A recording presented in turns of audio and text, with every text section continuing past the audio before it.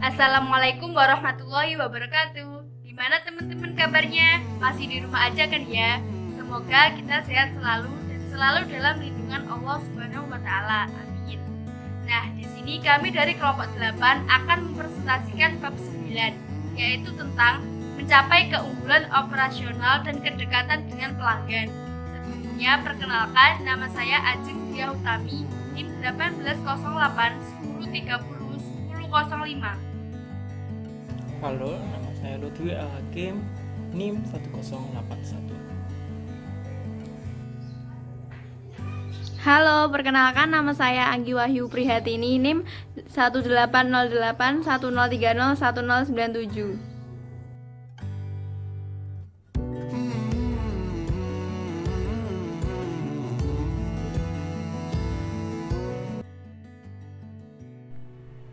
Nah, di bab 9 ini kita akan membahas 4 subbab. Subbab yang pertama adalah sistem perusahaan, yang kedua sistem manajemen rantai pasokan, yang ketiga sistem manajemen hubungan pelanggan, dan yang keempat aplikasi perusahaan, peluang dan tantangan baru. Baik, di sini saya akan menjelaskan subbab pertama, yaitu sistem perusahaan. Nah, jika Anda menjalankan bisnis, maka Anda ingin merespon dengan cepat ketika seorang pelanggan memesan dalam jumlah yang besar atau ketika pengiriman dari pemasok tertunda. Anda juga ingin mengetahui dampak dari kejadian-kejadian tersebut terhadap setiap bagian dari bisnis dan bagaimana perusahaan berkinerja pada waktu tertentu, terutama jika Anda menjalankan perusahaan berskala besar. Sistem perusahaan memberikan integrasi untuk menjadikan tersedia.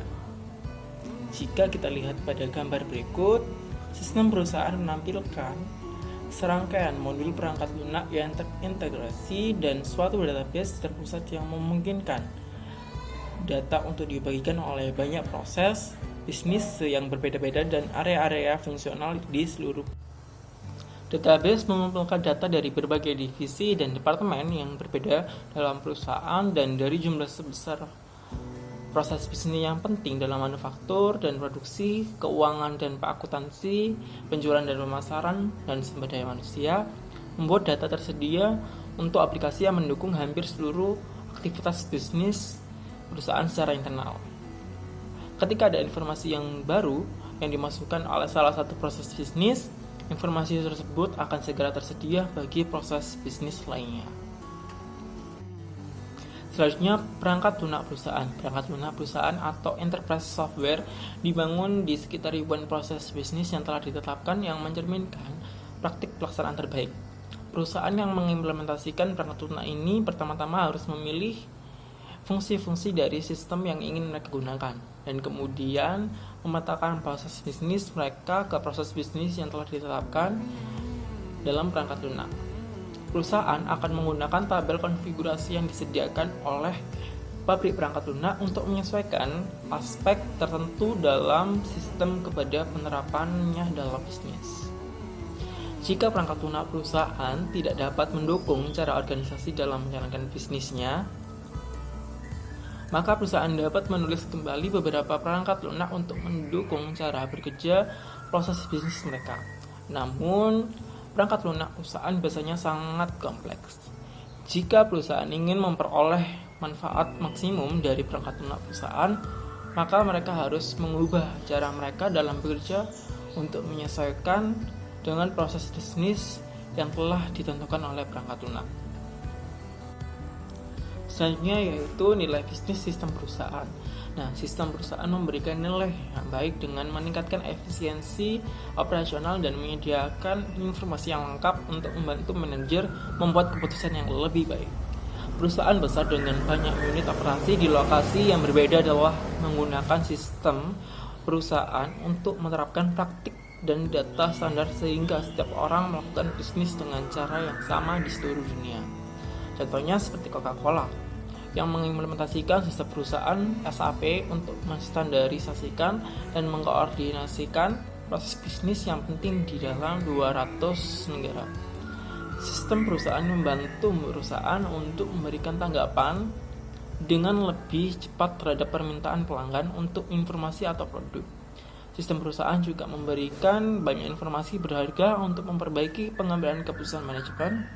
Kantor pusat perusahaan memiliki akses terhadap data penjualan, inventaris, dan produksi yang up to date, dan menggunakan informasi ini untuk menghasilkan perkiraan penjualan dan produksi yang lebih akurat. Selanjutnya saya akan menjelaskan tentang subbab yang kedua, yaitu sistem manajemen rantai pasokan. Apa sih rantai pasokan itu? Rantai pasokan merupakan jaringan organisasi dan proses bisnis untuk pengadaan bahan mentah, mengubah bahan mentah menjadi barang setengah jadi atau barang jadi, dan mendistribusikan barang jadi kepada pelanggan.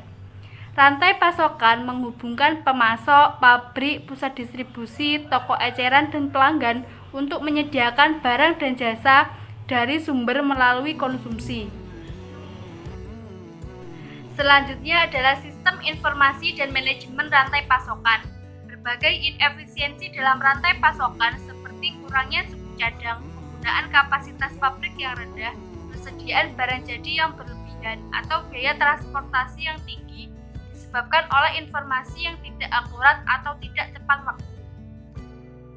Jika produsen memiliki informasi yang sempurna mengenai berapa banyak unit produk yang diinginkan oleh pelanggan, kapan mereka menginginkannya, dan kapan akan diproduksi, maka memungkinkan untuk mengimplementasikan strategi just in time yang sangat efisien, di mana komponen-komponen akan datang tepat waktu dalam jumlah yang sangat tepat saat diperlukan, dan barang jadi akan dikirimkan begitu mereka meninggalkan lini perakitan. Nah, salah satu masalah yang sering muncul dalam manajemen rantai pasokan adalah efek whip, di mana informasi mengenai permintaan suatu produk menyimpang dari biasanya ketika melewati satu entitas ke entitas selanjutnya di sepanjang rantai pasokan. Nah, efek bullwhip ini bisa dikurangi. Bagaimana cara menguranginya? Efek bullwhip dapat dikurangi dengan mengurangi ketidakpastian mengenai permintaan dan penawaran. Selanjutnya adalah perangkat lunak manajemen rantai pasokan. Perangkat lunak manajemen rantai pasokan diklasifikasikan menjadi dua, yaitu perangkat lunak yang membantu sistem perencanaan dan perangkat lunak yang membantu sistem pelaksanaan. Perangkat lunak yang membantu sistem perencanaan memungkinkan perusahaan untuk membuat model mengenai rantai pasokannya yang telah ada, menghasilkan peramalan produk, dan mengembangkan pengadaan optimal dan perencanaan manufaktur. Sedangkan perangkat lunak sistem pelaksanaan mengelola aliran produk melalui pusat-pusat distribusi dan gudang untuk memastikan bahwa produk tersebut dikirimkan ke lokasi yang tepat dengan cara yang paling efisien.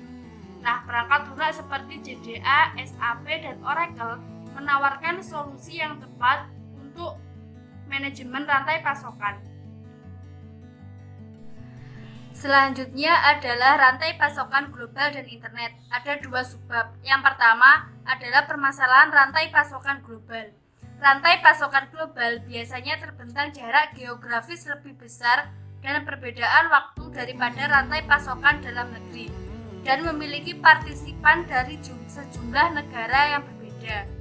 Standar kinerja bervariasi dari kawasan ke kawasan atau dari negara ke negara. Manajemen rantai pasokan perlu mencerminkan regulasi pemerintah luar negeri dan perbedaan budaya. Nah, fungsi internet di sini adalah membantu perusahaan mengelola banyak aspek rantai pasokan globalnya, yang meliputi pengadaan, transportasi, komunikasi, dan keuangan internasional. Subbab yang kedua adalah rantai pasokan yang dipengaruhi permintaan. Sistem manajemen rantai pasokan memfasilitasi respon pelanggan yang efisien, sehingga membuat kinerja bisnis lebih banyak dipengaruhi oleh permintaan pelanggan. Sistem manajemen rantai pasokan yang lama lebih banyak ditentukan oleh dua model. Yang pertama, model dorong, model yang dibangun berdasarkan pada persediaan, dan yang kedua adalah model tarik, model yang digerakkan oleh permintaan atau model yang dibangun berdasarkan pada pesanan. Selanjutnya adalah nilai bisnis sistem manajemen rantai pasokan. Setidaknya ada 4 nilai bisnis yang ada dalam sistem manajemen rantai pasokan. Yang pertama adalah mempersingkat baik proses rantai pasokan internal maupun eksternal. eksternal. Yang kedua, memberikan informasi yang lebih akurat kepada manajemen tentang apa yang diproduksi, disimpan, dan dipindahkan. Yang ketiga, dapat menyeimbangkan penawaran terhadap permintaan, mengurangi tingkat persediaan, meningkatkan layanan pengiriman, mempercepat waktu untuk memasarkan produk, dan memanfaatkan aset secara lebih efektif. Dan yang terakhir adalah mengurangi biaya rantai pasokan sehingga memiliki dampak yang besar terhadap profitabilitas perusahaan serta dapat membantu meningkatkan penjualan. Baik, di sini saya akan menjelaskan tentang sistem manajemen hubungan pelanggan atau Customer Relationship Management. Teman-teman, apa sih yang dimaksud dengan sistem manajemen hubungan pelanggan? Sistem manajemen hubungan pelanggan yaitu merupakan suatu rangkaian aktivitas yang sistematis yang terkelola dalam mengambil dan mengintegrasikan data pelanggan dari seluruh organisasi, mengonsolidasikan dan menganalisis, lalu mendistribusikan hasilnya kepada berbagai sistem dan pelanggan di seluruh perusahaan yang bertujuan untuk meningkatkan penjualan dan layanan pelanggan. Titik sentuh adalah metode interaksi dengan pelanggan, bisa melalui telepon, surat elektronik atau email, layanan pelanggan melalui media sosial, situs web, atau perangkat nirkabel, atau juga bisa dengan gerai eceran. Baik, untuk selanjutnya kita akan membahas tentang perangkat lunak manajemen hubungan pelanggan. Paket manajemen hubungan pelanggan yang komprehensif itu memuat 2 modul. Modul yang pertama yaitu modul untuk manajemen hubungan mitra, dan modul yang kedua yaitu manajemen hubungan karyawan. Penjelasan mengenai manajemen hubungan mitra yaitu menggunakan sebagian besar data, perangkat, dan sistem yang sama seperti manajemen hubungan pelanggan untuk meningkatkan kolaborasi antara perusahaan dengan mitra penjualannya. Sedangkan manajemen hubungan karyawan yaitu berkaitan dengan masalah karyawan yang berhubungan erat dengan manajemen hubungan pelanggan seperti penentuan tujuan, manajemen kinerja karyawan, kompensasi, dan lain. Kemudian kemampuan sistem manajemen hubungan pelanggan diantaranya ada 3. Yang pertama yaitu Salesforce Automation atau SFA, yang kedua layanan pelanggan, yang ketiga yaitu pemasaran. Untuk yang pertama yaitu Salesforce Automation atau SFA. SFA dalam sistem manajemen hubungan pelanggan itu membantu staf penjualan dalam meningkatkan produktivitas mereka dengan menitikberatkan usaha penjualan pada pelanggan yang paling menguntungkan, yaitu yang merupakan kandidat terbaik untuk melakukan penjualan dan memberikan layanan. Sistem manajemen hubungan pelanggan itu menyediakan prospek penjualan dan informasi kontak, kapabilitas konfigurasi produk, dan kapabilitas pembuatan tawaran penjualan. Perangkat lunak tersebut mengumpulkan informasi tentang pembelian seseorang pelanggan di masa yang lalu untuk membantu penjual dalam membuat rekomendasi yang bersifat pribadi. Yang kedua yaitu layanan pelanggan. Layanan pelanggan pada sistem manajemen hubungan pelanggan itu menyediakan informasi dan alat untuk meningkatkan efisiensi pada staf di pusat panggilan, pusat bantuan, dan pusat dukungan pelanggan. Modul ini mempunyai kemampuan untuk mengarahkan dan mengelola permintaan layanan pelanggan. Yang ketiga yaitu pemasaran. Sistem-sistem manajemen hubungan pelanggan mendukung kampanye pemasaran langsung dengan menyediakan kemampuan untuk mendapatkan prospek dan data pelanggan, untuk menyediakan informasi mengenai produk dan layanan, untuk kualifikasi yang mengarahkan pada pemasaran yang ditargetkan, dan untuk menjadwalkan serta menelusuri surat atau surat pemasaran secara langsung.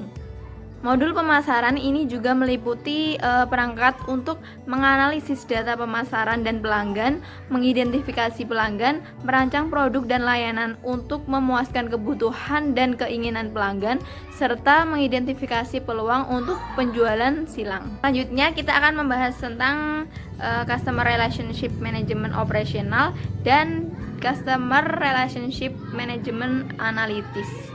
Customer Relationship Management Operasional itu meliputi Untuk yang pertama yaitu aplikasi-aplikasi yang berhubungan dengan pelanggan, itu seperti perangkat untuk SFA, pusat panggilan dan dukungan layanan pelanggan, serta otomatisasi pemasaran. Untuk yang kedua yaitu aplikasi-aplikasi untuk menganalisis daya pelanggan yang dihasilkan oleh aplikasi Customer Relationship Management operasional untuk menyediakan informasi dalam rangka meningkatkan kinerja bisnis. Yang ketiga yaitu output dari Customer Relationship Management Analytics yang lain, yaitu nilai hidup pelanggan didasarkan pada hubungan antara pendapatan yang dihasilkan oleh pelanggan tertentu, biaya yang dikeluarkan dalam mendapatkan dan melayani pelanggan tersebut, dan yang terakhir yaitu perkiraan masa hubungan antara pelanggan dan perusahaan. Nilai bisnis dalam sistem manajemen hubungan pelanggan itu yang pertama yaitu meningkatkan kepuasan pelanggan. Yang kedua yaitu menurunkan biaya pemasaran secara langsung. Yang ketiga, pemasaran lebih efektif. Yang keempat, biaya untuk mempertahankan pelanggan itu menjadi rendah. Dan yang terakhir yaitu informasi dari sistem manajemen hubungan pelanggan itu meningkatkan pendapatan penjualan dengan mengidentifikasi pelanggan dan segmen yang menguntungkan itu dengan aktivitas pemasaran dan penjualan silang. Selanjutnya saya akan membahas subbab 4 yaitu aplikasi perusahaan, peluang dan tantangan baru.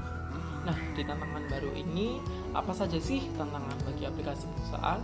Aplikasi perusahaan melibatkan bagian-bagian perangkat lunak yang kompleks, yang sangat mahal untuk dibeli dan diimplementasikan. Nah, total biaya rata-rata implementasi sistem besar yang berdasarkan pada perangkat lunak SAP atau Orasi meliputi perangkat lunak, perangkat database, biaya konsultasi, biaya personal, pelatihan, dan mungkin biaya perangkat keras yang mungkin akan mengeluarkan biaya sebesar 12 juta US dollar. Selanjutnya, aplikasi perusahaan bukan hanya membutuhkan perubahan teknologi yang menyeluruh, tetapi juga perubahan fundamental dalam cara mengoperasikan bisnis. Perusahaan harus juga melakukan perubahan total pada proses bisnis agar dapat bekerja dengan perangkat lunak tersebut. Para karyawan juga harus menerima fungsi kerja dan tanggung jawab yang baru. Selanjutnya yaitu aplikasi perusahaan juga menimbulkan biaya pengganti dan juga didasarkan pada definisi data dalam keseluruhan perusahaan. Setelah Anda menerapkan suatu aplikasi perusahaan dari suatu vendor, misalkan SAP, akan sangat mahal apabila mengalihkan vendor tersebut ke vendor yang lainnya. Dan perusahaan Anda akan menjadi terikat pada vendor tersebut, yaitu vendor SAP seperti tadi, untuk memperbarui produknya dan memelihara instalasi Anda. Selanjutnya aplikasi perusahaan generasi berikutnya. Saat ini vendor aplikasi perusahaan memberikan lebih banyak nilai dengan lebih fleksibel, memungkinkan pemanfaatan melalui web dan kemampuan untuk berintegrasi dengan sistem lainnya. Aplikasi perusahaan generasi berikutnya dari SAP akan memadukan standar SOA dan dapat menghubungkan aplikasi milik SAP dan layanan web yang dikembangkan oleh vendor perangkat lunak independen. Perusahaan juga dapat memanfaatkan alat tersebut untuk menciptakan platform untuk proses bisnis atau proses bisnis baru atau yang telah ditingkatkan untuk mengintegrasikan informasi dari berbagai macam aplikasi. Aplikasi perusahaan generasi berikutnya juga meliputi open source dan solusi atas permintaan, demikian pula lebih banyak fungsionalitas yang tersedia pada platform mobile. Produk open source seperti Office yang kekurangan fungsionalitas dan dukungan yang disediakan oleh perangkat lunak aplikasi perusahaan komersial menarik bagi perusahaan yang berskala kecil, karena tidak ada perangkat lunak yang membebankan lisensi dan biaya yang didasarkan pada pemakaian. Bagi bisnis yang berskala kecil dan menengah dari negara-negara tertentu, SAP sekarang menawarkan solusi perangkat lunak perusahaan versi berbasis cloud computing pada Business One on Demand and Business by Design. Selanjutnya, CRM sosial dan intelijen bisnis. Vendor perangkat lunak CRM meningkatkan produk-produk mereka untuk memperbaiki keunggulan dari teknologi jejaring sosial. Peningkatan sosial tersebut membantu perusahaan dalam mengidentifikasi gagasan baru dengan lebih cepat, meningkatkan produktivitas tim, dan mempererat interaksi dengan pelanggan. Perangkat CRM sosial memungkinkan perusahaan untuk menghubungkan percakapan pelanggan dan hubungan dari situs jejaring sosial dengan proses CRM. Produk CRM itu seperti Salesforce.com dan Oracle memadukan teknologi untuk memantau dan menelusuri dan menganalisis aktivitas media sosial dalam Facebook, LinkedIn, Twitter, YouTube, dan situs-situs lainnya. Perusahaan telah menambahkan fitur intelijen bisnis untuk membantu manajer dalam memperoleh lebih banyak informasi yang bermanfaat dari sebagian besar data yang dihasilkan oleh sistem-sistem tersebut, meliputi pelaporan yang fleksibel, analisis khusus, dashboard interaktif, analisis skenario bagaimana jika, dan visualisasi data.